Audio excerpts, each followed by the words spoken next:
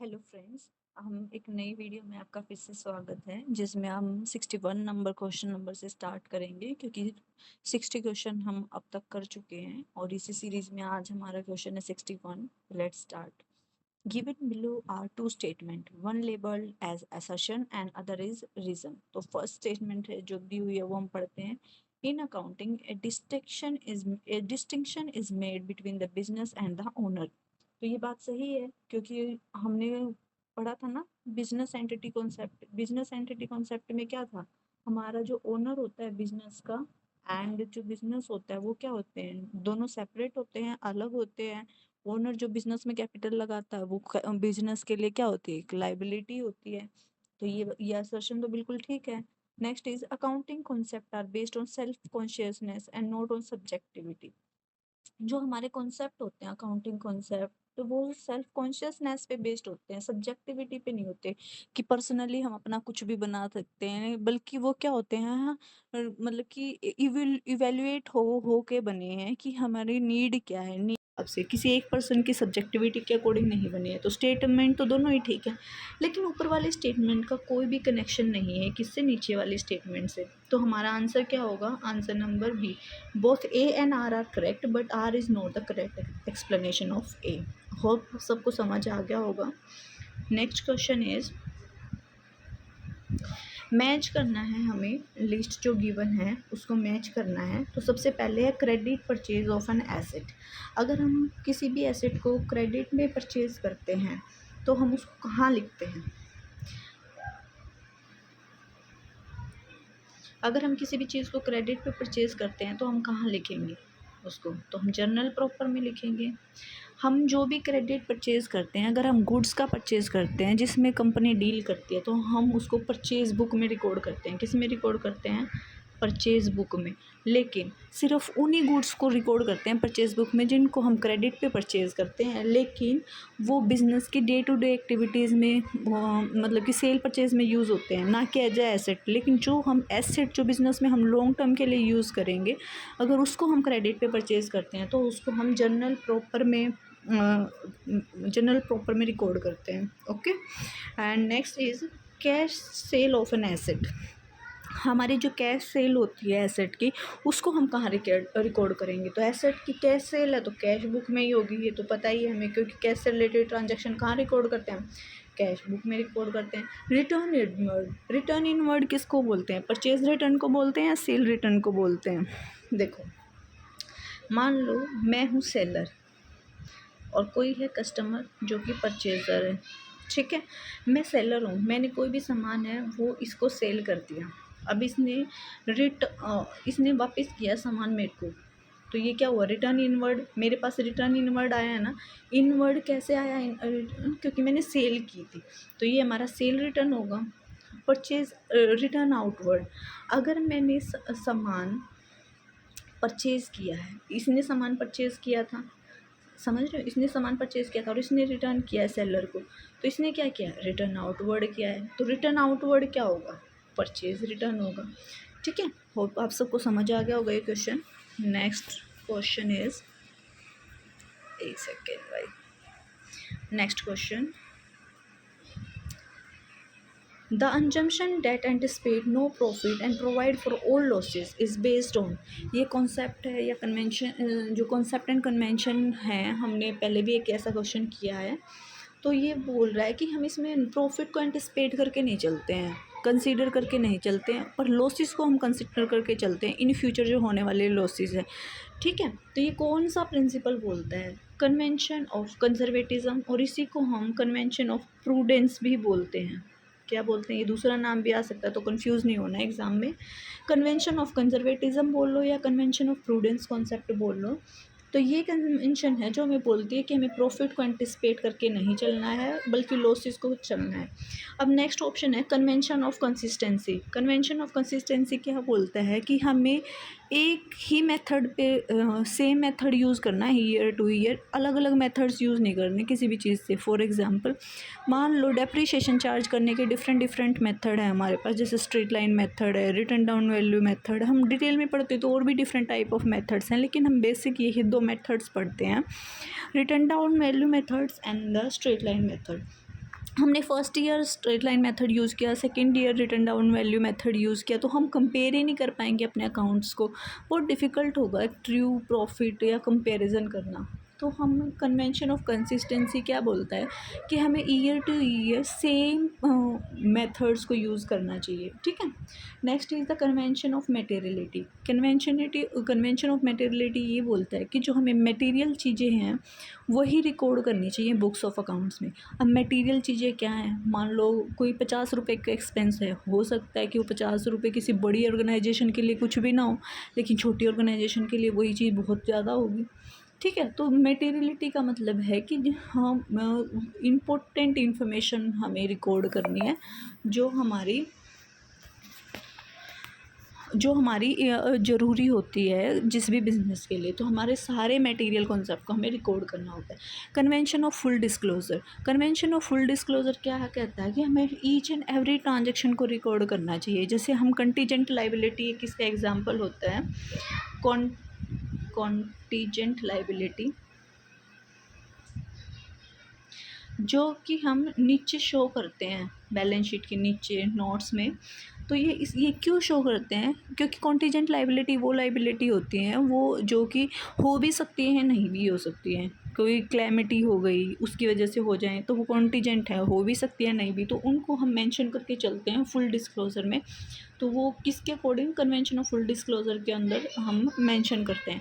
ये क्वेश्चन भी पूछा जाता है कई बार कि मटेरियलिटी कॉन्सेप्ट की कौन सा एक ऐसा कन्वेंशन है जो उसका उल्टा है, फुल डिस्क्लोज़र और मटेरियलिटी। क्योंकि मटेरियलिटी बोलता है कि हमें इंपॉर्टेंट कॉन्सेप्ट को रिकॉर्ड करना चाहिए और फुल डिस्क्लोज़र बोलता है कि हमें हर चीज़ को, छोटी छोटी चीज़ को डिस्क्लोज कर चलना चाहिए। इसलिए ये एक तरह से एंटी भी हैं कि ये आर्ग्यूमेंट रहता है, ठीक है।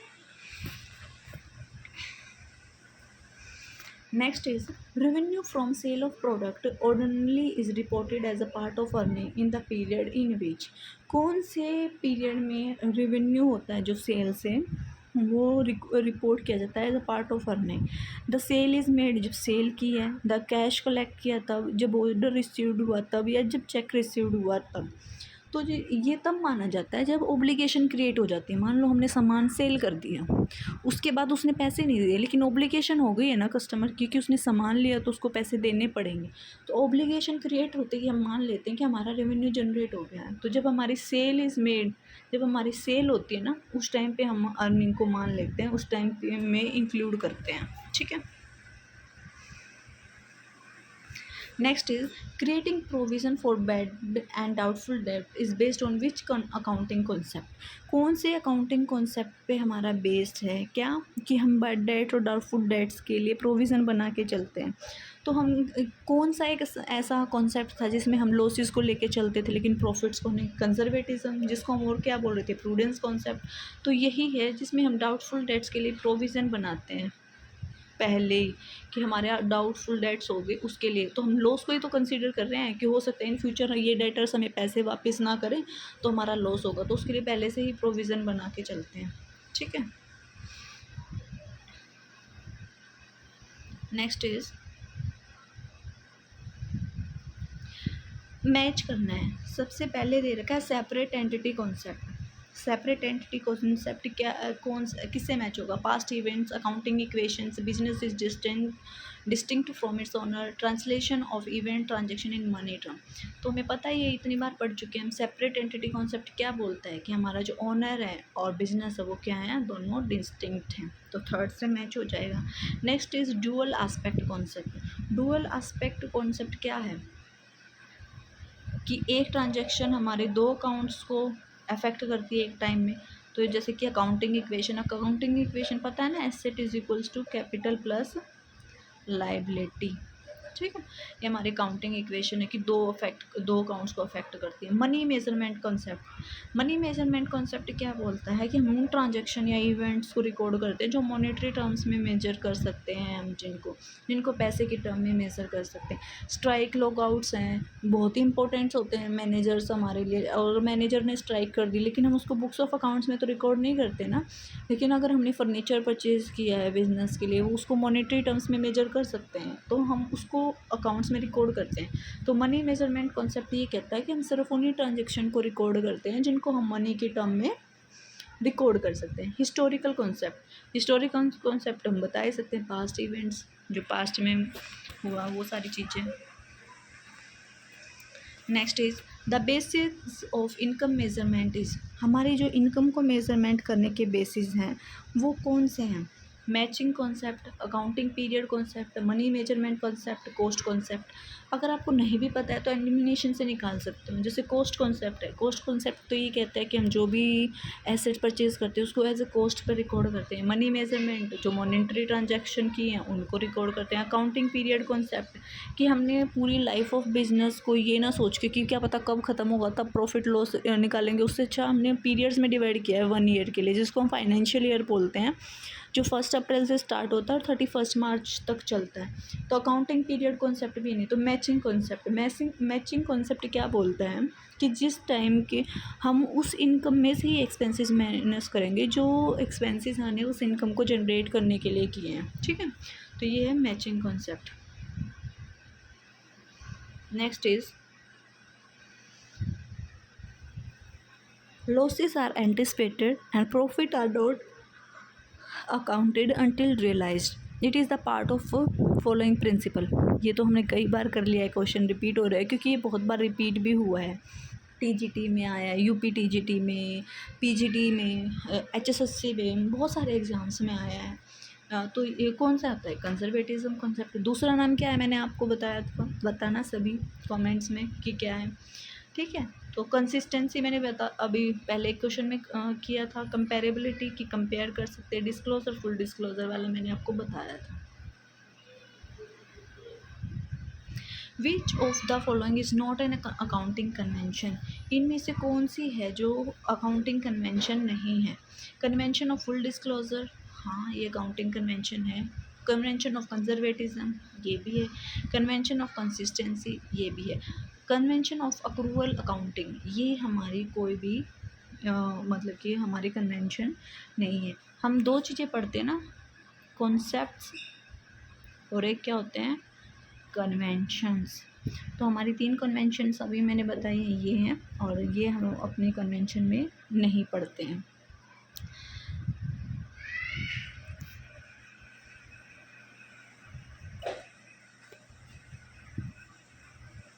Next is every debit should have equal and corresponding credit. Which of the following accounting concept says so?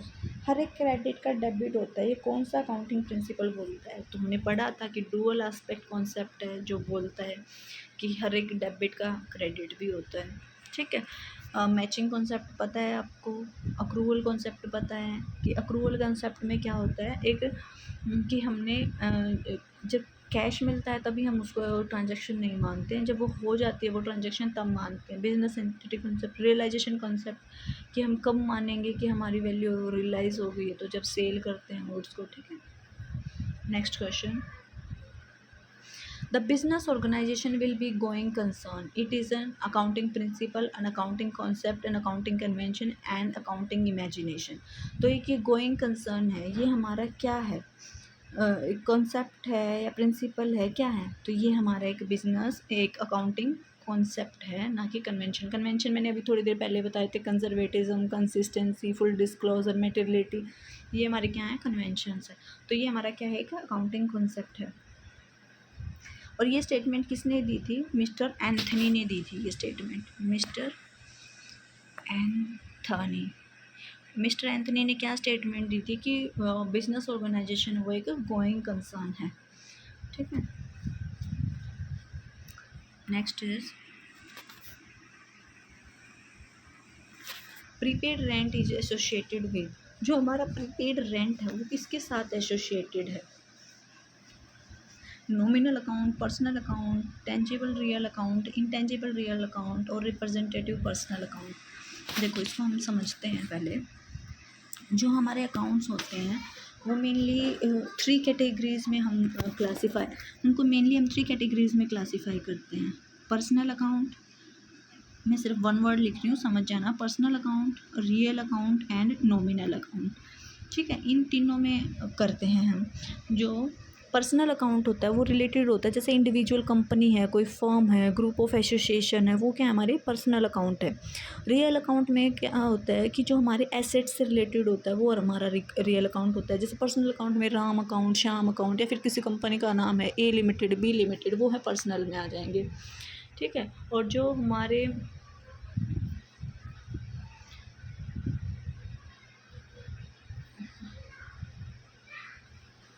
Personal, real and nominal. Real में जो हमारे एसेट्स से रिलेटेड हैं वो आ जाते हैं, और नॉमिनल में किससे रिलेटेड हैं, जो हमारे इनकम्स एंड प्रॉफिट हैं, लॉसेस हैं, एक्सपेंसेस हैं, वो सब। पर्सनल अकाउंट को हम फर्दर 3 टाइप्स में आगे फिर से डिवाइड करते हैं। पर्सनल अकाउंट को 3 आगे फिर से टाइप हैं। जो हमारा फर्स्ट है वो क्या है, natural person account. Natural person account, जैसे कि मैंने बताया राम, श्याम, मोहन, जो ये हैं, ये हमारे नेचुरल पर्सनल अकाउंट्स होते हैं। आर्टिफिशियल पर्सनल अकाउंट, ये कौन से होते हैं, जैसे ए लिमिटेड, बी लिमिटेड, ये कोई पर्सन नहीं है लेकिन आर्टिफिशियली पर्सनल अकाउंट हैं। तीसरे होते हैं representative personal account. Representative personal account में जैसे कि कोई भी हमारा नॉमिनल अकाउंट होता है ना, जैसे रेंट है, सैलरी, ये हमारे खर्चे हैं, तो किस अकाउंट में आएंगे, नॉमिनल अकाउंट में आएंगे। तो जो भी नॉमिनल अकाउंट होते हैं उनके आगे अगर आउटस्टैंडिंग या प्रीपेड वर्ड लग जाता है ना, तो वो हमारे रिप्रेजेंटेटिव पर्सनल अकाउंट बन जाते हैं, क्योंकि वो किसी पर्सन से रिलेटेड हो जाते हैं। जैसे आउटस्टैंडिंग सैलरी है तो एक पर्टिकुलर पर्सन की आउटस्टैंडिंग सैलरी है वो, तो वो रिप्रेजेंटेटिव पर्सनल अकाउंट में चले जाते हैं, ये याद रखना। अब रियल अकाउंट है आगे, वो भी मैंने बता दिया आपको। पर्सनल अकाउंट फर्दर 3 में। रियल अकाउंट है जो कि एसेट से रिलेटेड है, उसके भी आगे 2 पार्ट हैं। टेंजेबल एसेट्स आती हैं, tangible asset real account, and intangible real account. ठीक है, ये भी 2 हैं आगे। तो टेंजेबल में कौन से आते हैं, जैसे प्लांट, मशीनरी, ये सारे। इनटेंजेबल में गुडविल, पेटेंट, कॉपीराइट। अगर नहीं पता है तो टेंजेबल में वो आते हैं जिन एसेट्स को हम देख सकते हैं, छू सकते हैं, वो टेंजेबल एसेट्स होते हैं। और इनटेंजेबल एसेट्स वो होते हैं जो हमारे बिजनेस के लिए इंपॉर्टेंट होते हैं लेकिन हम उनको देख या छू नहीं सकते हैं, जैसे गुडविल हो गया, पेटेंट हो गया, कॉपीराइट हो गया, ये सब। होप आपको ये क्वेश्चन समझ आ गया होगा, और इससे बहुत सारे और भी क्वेश्चन निकल सकते हैं, मैंने आपको डिटेल में बता दिया है। ठीक है।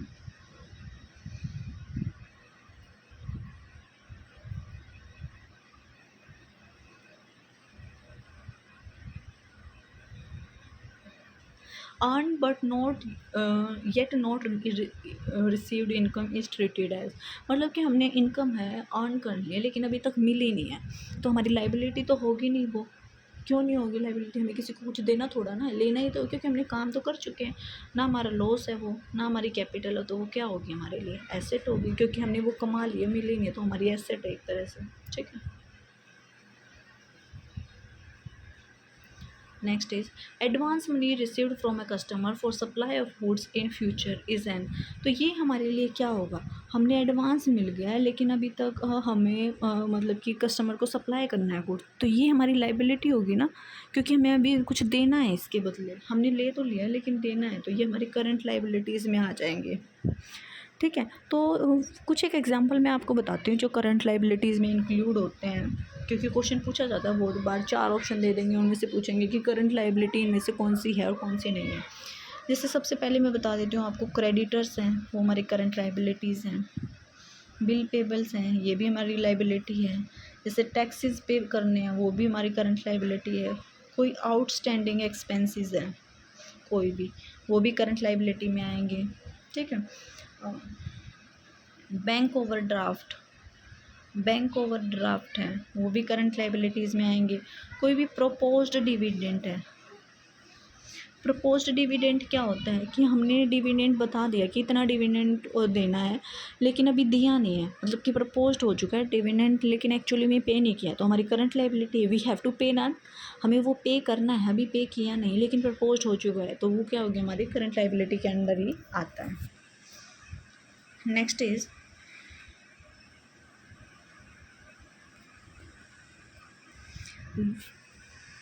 the practice of The practice of appending notes regarding contingent liability in accounting statement is a percent to। मैंने आपको बताया था ना कि हम contingent liability होती है उसको हम दिखाते हैं अपनी मतलब कि अपने स्टेटमेंट में दिखाते हैं, तो वो कौन से प्रिंसिपल के अकॉर्डिंग मैंने बताया था, पीछे भी बताया था मैंने। तो वो किसके अकॉर्डिंग होता है? Convention of full disclosure. ये लास्ट ऑप्शन है, दिख नहीं रहा है अच्छे से। फुल डिस्क्लोजर के अकॉर्डिंग होता है। द जो फाइनेंशियल स्टेटमेंट होती है उसमें हम डिस्क्लोज करते हैं सारी रिलायबल और रेलिवेंट इन्फॉर्मेशन, जो भी बिज़नेस की इंपॉर्टेंट इन्फॉर्मेशन होती है उन सबको हम लिख के चलते हैं ताकि एक्सटर्नल यूज़र्स को पता चल सके, अगर किसी को कोई डिसीज़न लेना है तो रैशनल डिसीज़न ले सके। ठीक है, तो हम इसके कौन से प्रिंसिपल के अकॉर्डिंग करते हैं उसको? कन्वेंशन के अकॉर्डिंग करते हैं, कन्वेंशन ऑफ फुल डिस्क्लोजर के अकॉर्डिंग करते हैं।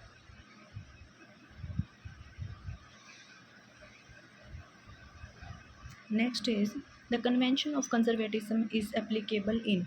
जो हमारी कन्वेंशन है कंजर्वेटिज्म की वो किस में एप्लीकेबल है? Providing for discount on creditors, making provision for doubtful debts, creating reserve for financial stability and none of this. तो क्या कौन से के लिए है? मैंने पहले बताया था जिसमें हम लॉसेस को एंटिसिपेट करके चलते हैं, तो हमारे लॉस क्या हो सकते हैं? हुए नहीं हैं, हो सकते हैं, उनको भी हम एंटिसिपेट करके चलते हैं इस कन्वेंशन के अकॉर्डिंग।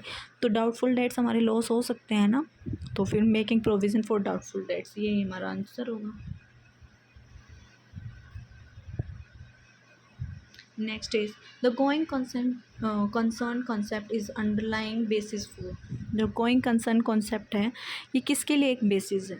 तो गोइंग कंसर्न हमें क्या बोलता है कि हमारा बिजनेस एक लॉन्ग रन में चलता ही रहेगा। ठीक है, तो उसके अकॉर्डिंग हम क्या करते हैं? Depreciation fixed asset over their useful life. हाँ, क्योंकि हम जो भी मशीनरी परचेज करते हैं उसको एक ही साल में चार्ज नहीं कर लेते फुल वैल्यू को, बल्कि उसको डिवाइड करते हैं। जैसे कोई मशीनरी 10 साल चलेगी तो उसको 10 साल में डिवाइड कर देते हैं और डेप्रिसिएशन चार्ज करते हैं ईयरली। तो फिर ये किसके बेसिस पे कर पाते हैं हम? गोइंग कंसर्न कंसेप्ट के ना। अगर हम सोच ले कि हमारा बिजनेस तो 2 साल बंद होएगा, 2 साल बाद बंद हो जाएगा, तो क्या हम कर पाएंगे? इसको डिवाइड कर पाएंगे 10 साल के लिए? हम पहले ही 2 साल या 1 साल में ही कर देंगे उसको। तो ये कौन से कॉन्सेप्ट के अकॉर्डिंग होता है? गोइंग कंसर्न कॉन्सेप्ट के according. Next is the system of recording transaction based on dual aspect concept is called. जो कौन से कॉन्सेप्ट पे बेस्ड होता है जिसमें हम ट्रांजेक्शन को डुअल एस्पेक्ट में रिकॉर्ड करते हैं? Double account system, double entry system, single entry system. तो डबल एंट्री सिस्टम होता है, ना कि डबल अकाउंट सिस्टम। ये पेपर में कंफ्यूज करने के लिए ऑप्शन दे रखे हैं। ठीक है, और सिंगल अकाउंटिंग सिस्टम क्या होता है? इसमें सिर्फ हम कैश ट्रांजैक्शन को रिकॉर्ड करते हैं, सिर्फ कैश बुक में, और जो क्रेडिट ट्रांजैक्शंस हैं उनको हम लेजर में रिकॉर्ड करते हैं। स्मॉल रिटेलर्स होते हैं वो इसको मेनली यूज़ करते हैं। इसमें डबल कॉन्सेप्ट नहीं होता कि 2 अकाउंट इफेक्ट होते हैं, सिर्फ सिंगल एंट्रीज होते हैं। According to the money measurement concept, which among the following will be recorded in the book of account of the business? तो मनी मेजर कॉन्सेप्ट में हम रिकॉर्ड करते हैं जो मनी में मेजर कर सकते हैं। तो इनमें से किसको करेंगे? Health of managing director of the company. पैसों में तोल सकते हैं हेल्थ को? नहीं। Quality of company goods, quality को कर सकते हैं पैसों में? नहीं। क्वांटिटी होता तो कर भी पाते हैं। Value of plant and machinery,